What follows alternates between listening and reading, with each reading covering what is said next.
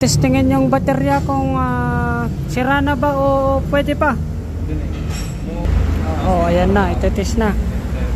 So ayun, pinandar nila at ibubuksan lahat yung mga ilaw, aircon at i-check. Ayan, pinapandar din yung RPM nya 2.5 daw. Okay, puro normal daw, normal.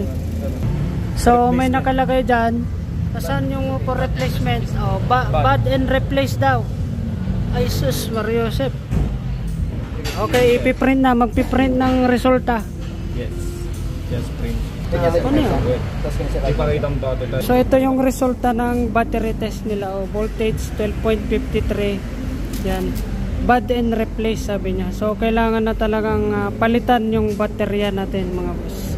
Okay, gagaling talaga ng mga mekaniko po dito sa J&M Motors po, dito po Bambang. Nag-follow na ba ang mga ito sa ating Facebook page? Ay, umpay. Dito pa yung nag-follow.